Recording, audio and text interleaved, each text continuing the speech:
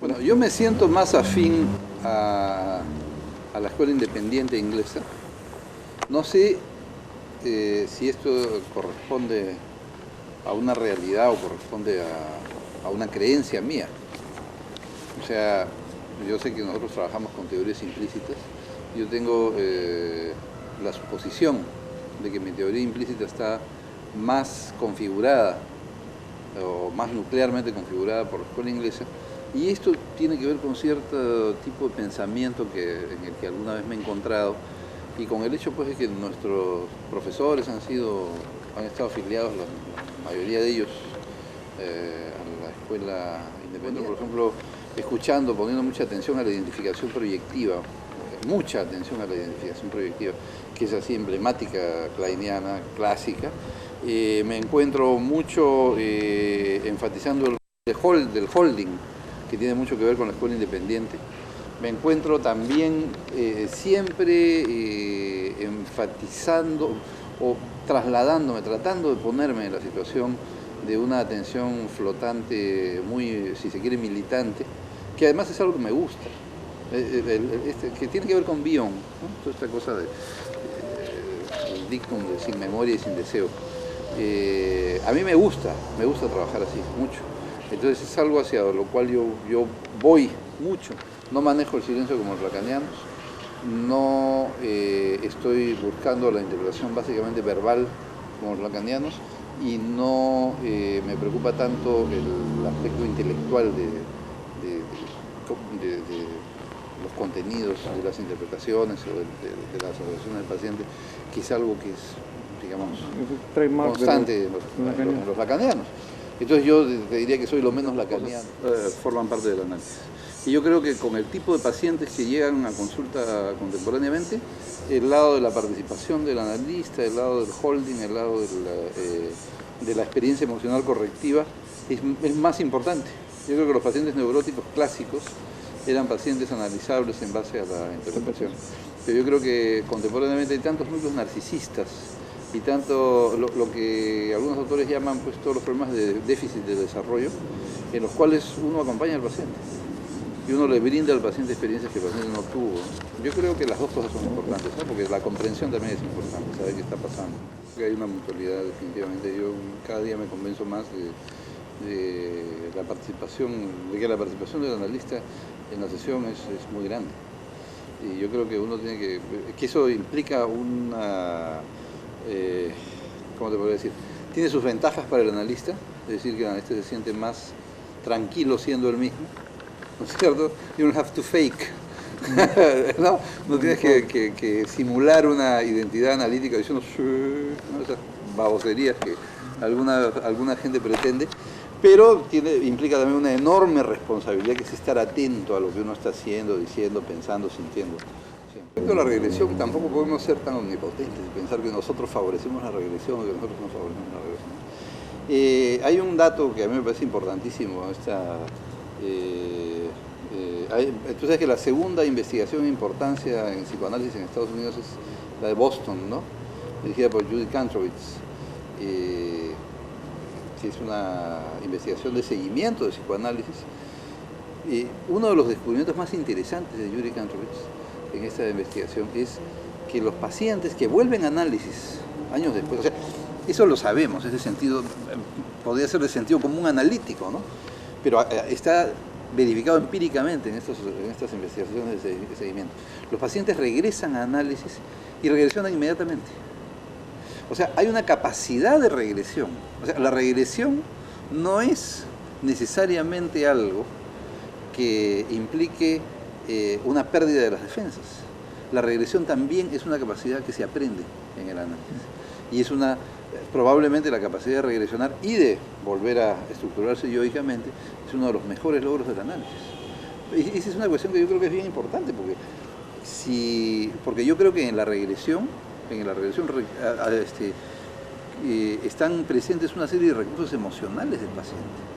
Yo creo que cuando nosotros nos emocionamos profundamente, cuando nosotros lloramos, cuando nosotros nos sentimos afectados por algo, cuando nos reímos a carcajadas, cuando nos domina una de esas risas que es más grande que nosotros, yo creo que nosotros estamos regresionando. Y felizmente pasan esas cosas. Si no, la cura analítica sería una candelejonada, ¿no? Que crearía sujetos absolutamente cuadriculados. Hay algunos recursos desarrollados por gente que son exclusivamente psicoterapeutas, psicoanalíticos, o gente que ha pensado mucho el asunto de la psicoterapia psicoanalítica, que los psicoanalistas no conocemos. Yo creo que sí sería bueno que los psicoanalistas aprendamos psicoterapia, porque hay una serie de cosas que son necesarias y que pueden ayudar a los psicoanalistas a hacer psicoterapia y pueden ayudarlos también a repensar los análisis de muchas maneras. O sea, yo no sé qué diablos es un plan terapéutico. Hay una serie de aproximaciones diagnósticas que no conozco, que se utilizan en las psicoterapias. Yo creo que esas son cosas que sería importante aprender, porque además los psicoanalistas trabajamos con un plan terapéutico inconsciente. Hay mucho conocimiento implícito con el que trabajamos. Hay una técnica implícita. El 90% de lo que hacemos en el consultorio funciona con bases implícitas y nosotros tendríamos que bucear en nosotros mismos. Ahora, yo creo que la distinción entre psicoanálisis y psicoterapia es una distinción muy, a veces muy borrosa.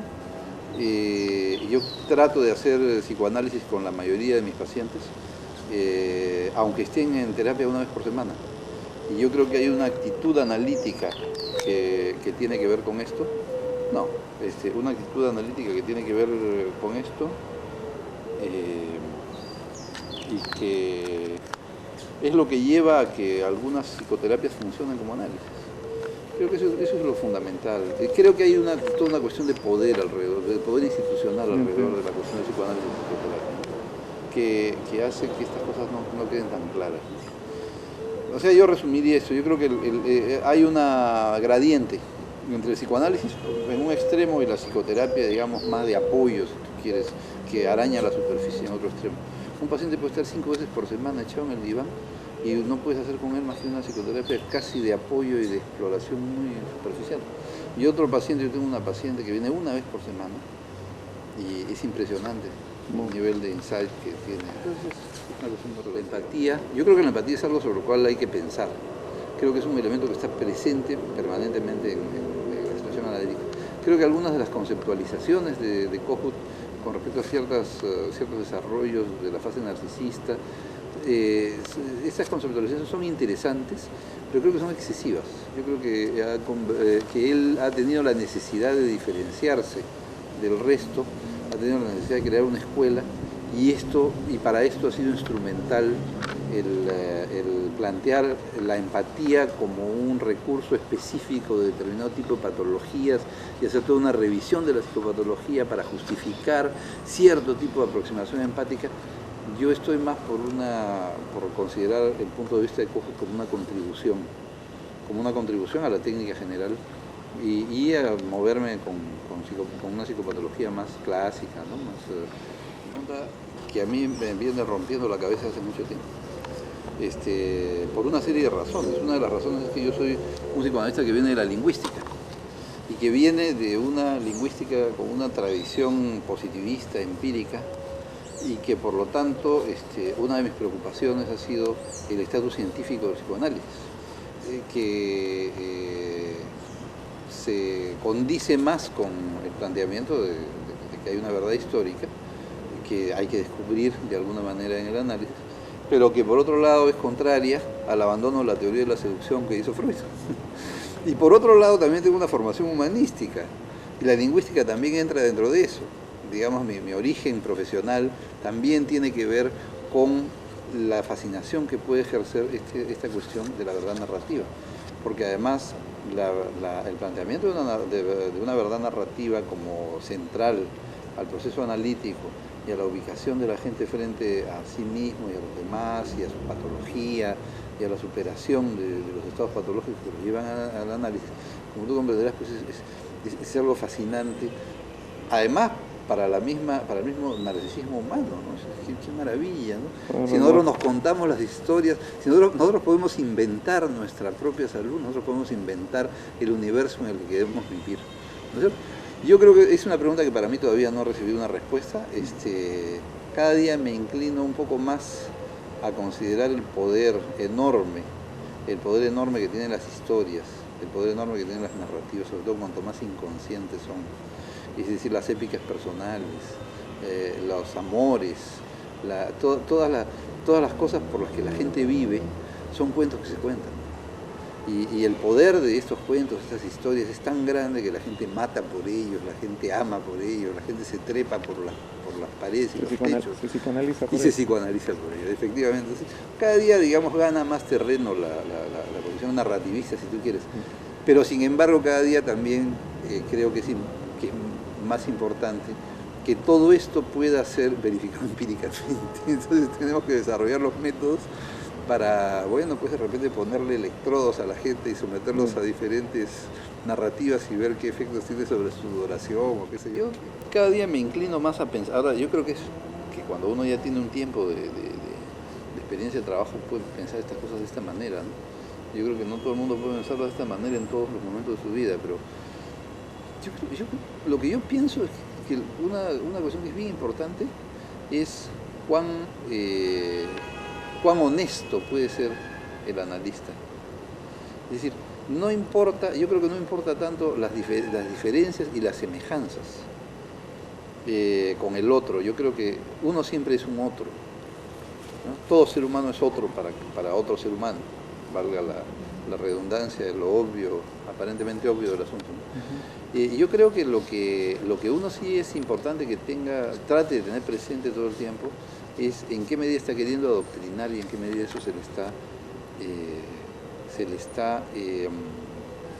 deslizando en su práctica. Pero no solamente eso, sino en qué medida uno está a su vez siendo adoctrinado, porque hay modelos de salud analítica, algunos absolutamente detestables, ¿no?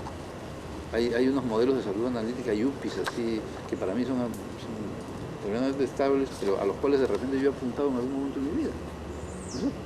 Y yo creo que esas cosas uno las tiene que estar revisando permanentemente, tiene que estarlas revisando simplemente, no hay manera de responder la pregunta unívocamente, ¿no? Yo creo que uno siempre está obligado a tratar de ser lo más lúcido con respecto al otro, y la única manera que uno tiene de ser lúcido con respecto al otro es siendo lúcido con respecto a uno mismo, porque uno es el instrumento de percepción, de aproximación al otro. Lo que uno siente es lo que lo va a guiar hacia qué es lo importante, ¿no? A dónde le duele al otro, ¿no? Y la neutralidad, yo creo que es importante ser neutral, ¿no? Es una manera de ser neutral, tratar de ser lo más lúcido con respecto a las opacidades de uno, ¿no es cierto?, para tratar de corregirlas. Pero la noción de neutralidad que yo manejo ahora es una noción muy diferente a la que manejaba 10 años atrás. Es mucho más compleja. A mí no me preocupa tratar de tú a los pacientes ya tanto como antes, ¿no? La mayoría de mis pacientes los sigo tratando de usted porque es más cómodo para mí. Ya, no me preocupa si una paciente me saluda con besos en cachete, mientras no sea así realmente un beso absolutamente erótico que tendré que interpretárselo, es un uso social, ¿no? No me importa tampoco decirle a un paciente que a mí me importa que a mí me friegue y me duele que su dolor, ¿no? Yo no tengo ningún problema en ciertas circunstancias de hacer, si se quiere, confesiones contratransferenciales, porque yo creo que lo más importante de todo esto es que uno se mantenga en su rol.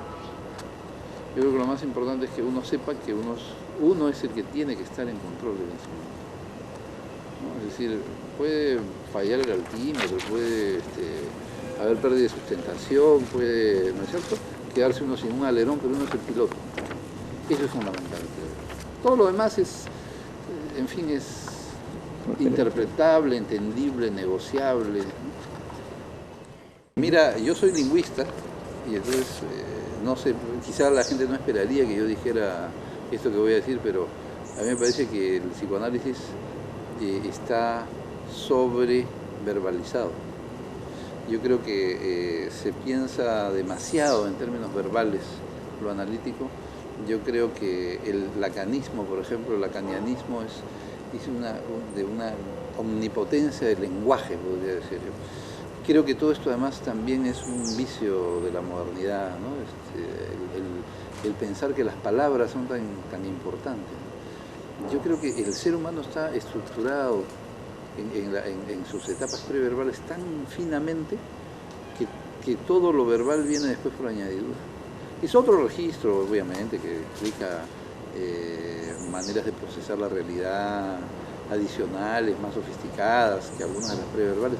Pero yo creo que es importantísima, no solamente es importante tener en consideración en el análisis lo preverbal, no solamente es importante reconstruirlo si es que se puede, sino que además es importante ayudar a la gente. Yo creo que ese es un objetivo terapéutico del análisis, que es tremendamente válido, tremendamente importante. Yo creo que es importante que la gente se contacte con sus capacidades preverbales. Y sí, en las capacidades preverbales es donde está un potencial enorme de felicidad para la gente. Si uno se pone a pensar pues, en la experiencia estética, o se pone a pensar en la experiencia amorosa, ¿qué importan las palabras? O sea, las palabras pueden servir como una piel adicional, ¿no es cierto?, para producir algo más de eso que está en lo preverbal. Entonces, ese es básicamente mi punto de vista con respecto a eso.